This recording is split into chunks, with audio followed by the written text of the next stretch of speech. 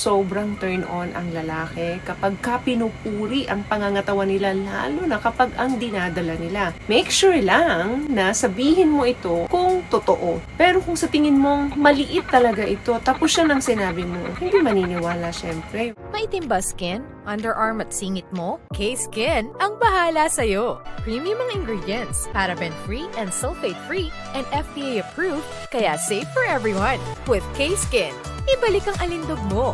Huwag nang magpahuli.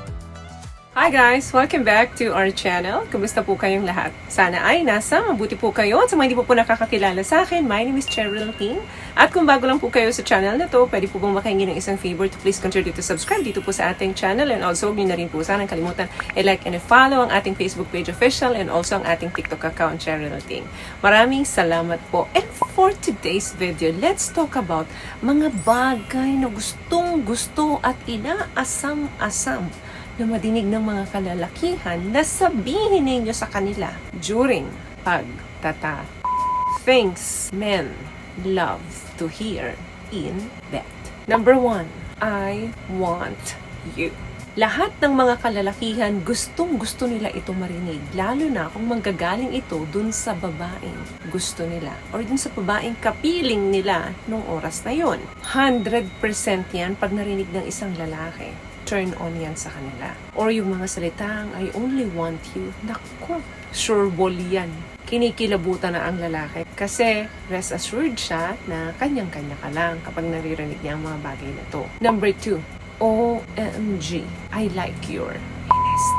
You are so big. Alam nyo ba, gustong-gusto ng mga kalalakihan na kino-compliment sila ng babae kapag nakikita niya ang sandata nito. Kung nakita mong maganda talaga ang size nung dinadala niya, matikas na matikas talaga, sabihin mo ito sa kanya with pleasure.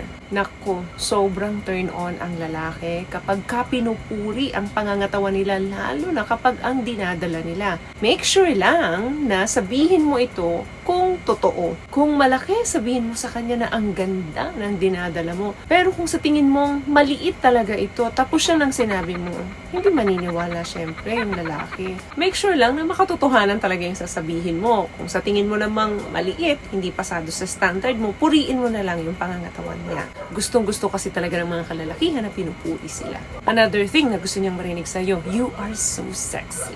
Malaki ang pinagkaiba between handsome and sexy. May mga lalaking handsome, pero hindi naman siya sexy. May mga sexy namang lalaki, pero hindi naman siya handsome. Pero yung sabihin mong you're so sexy, magic word yan sa pandinig nila. Another thing, do whatever you want to me.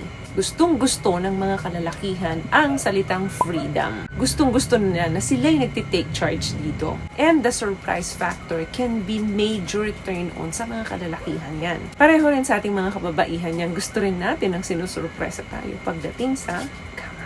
May mga kalalakihan po prefer ng maingay na babae. May mga kalalakihan naman na mas gusto nila na tahimik ang babae. Pero yung mag-dirty talk ka sa partner mo, turn on sa kanila yan. At isa dyan, yung sabihin mo sa kanya ang do whatever you want to me. Pag narinig ng lalaki yan sa'yo, nako, grabe ang maglalaro sa isip ng lalaki. Sobrang turn on sila dyan.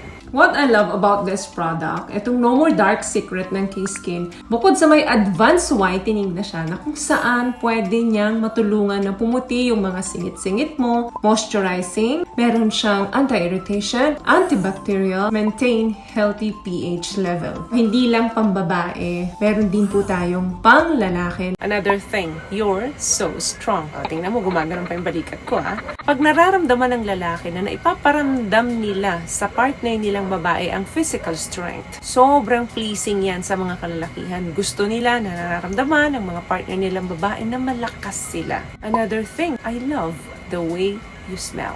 Another exciting and so complimenting yan sa pandinig ng mga kalalakihan. Kaya sabihin mo yan sa kanya. Isa sa nakakapagpaboost ng pagiging macho nila yan. Another thing na gustong-gusto nila na didinig sa'yo, don't stop. Tapos ulitin mo ulit, don't stop, don't stop. ang mangyayari niyan, iniisip ng lalaki na gustong-gusto mo yung ginagawa niya sa'yo. Kaya lalo niyang gagalingan kung ano man yung ginagawa niya sa'yo sa mga moment na banggitin mo yan sa kanya. So pakiramdam niya nagagawa niya ng tama, nagagawa niyang pasayahin ka niya. Nagmumukha siyang leader kapag naririnig niya ito sa babae. And last one, you make me happy. Gustong-gusto ng lalaki na malaman kung napasaya ka nila. Gusto nilang malaman mula sa'yo na kaya ka pala nilang pasayahin. It's very important po sa mga kalalakihan na maiparamdam nyo sa kanila na kailangan nyo sila sa buhay nyo. Ganon din naman tayo, pareho lang.